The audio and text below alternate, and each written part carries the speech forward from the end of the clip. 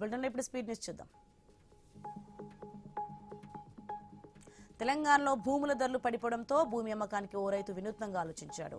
పాల నవనీత మధు అనే రైతు లక్కీ లాటరీ సిస్టమ్ ఏర్పాటు చేసి టికెట్ల విక్రయానికి శ్రీకారం చుట్టాడు. ఈ ఘటన నాగర్ కర్నూలు జిల్లా బిజినపల్లిలో చోటు చేసుకుంది. భద్రాద్రి కొత్తగూడెం జిల్లాలో ఫెర్టిలైజర్ పెస్టిసైడ్ కంపెనీలో కృష్ణ అనే హమాలీ గాయపడి చికిత్స పొందుతున్నాడు. కాలు విరిగిన కార్మికుడిని కంపెనీ యాజమాన్యం ఆదుకోవాలని సిఐటియు ఆధ్వర్యంలో హమాలీలు రాస్తారోకో నిర్వహించారు.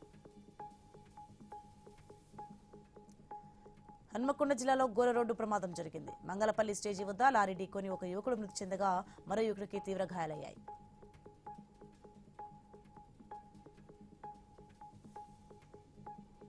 కూటమి ప్రభుత్వంపై మాజీ మంత్రి కొడాలి నాని చేసిన వ్యాఖ్యలను ఎమ్మెల్సీ వెనిగండ్ల రాము ఖండించారు. సొంత తల్లి చెల్లి కుటుంబ సభ్యులే జగన్ చేసిన అన్యాయాన్ని ప్రశ్నిస్తున్నారని ఆరోపించారు. మంచిర్యాల జిల్లా రాంపూర్ శివర్లో పేకాట ఆడుతున్న 3 వ్యక్తులను పోలీసులు అరెస్ట్ చేశారు. వారి నుంచి 4,000 నగదు, 4 మొబైల్ ఫోన్లు, 3 బైక్లు సీజ్ చేసినట్లు ఎస్ఐ రాజశేఖర్ తెలిపారు.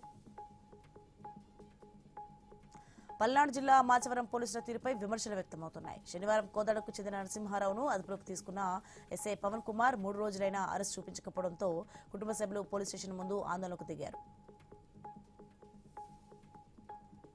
పెండింగ్ లో ఉన్న ఫీజు రీయింబర్స్మెంట్, స్కాలర్షిప్ బకాయిలను వెంటనే విడుదల చేయాలని కోరుతూ జగిత్యాలలో ఏబీవీపీ ఆధ్వర్యంలో మహాధరణ నిర్వహించారు. ఎన్నికల్లో ఆకాశమే హద్దుగా హామీలు ఇచ్చి నేడు విద్యార్థి వ్యతిరేక విధానాలు అమలు చేస్తున్నారని ఆరోపించారు.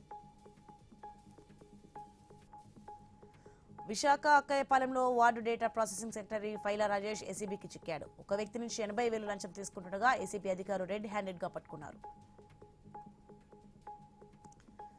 కడప జిల్లా రాజంపేట తిరుమల బార్లో అగ్ని ప్రమాదం జరిగింది. బార్ ముందు ఉన్న క్యాంటీన్లో మంటలు చెలరగడంతో కస్టమర్స్ బయటకు పరుగులు తీశారు. తనను వేధిస్తున్నారని ఖమ్మం 30వ డివిజన్ మహిళా కాంగ్రెస్ కార్యకర్త ఆవేదన వ్యక్తం చేశారు.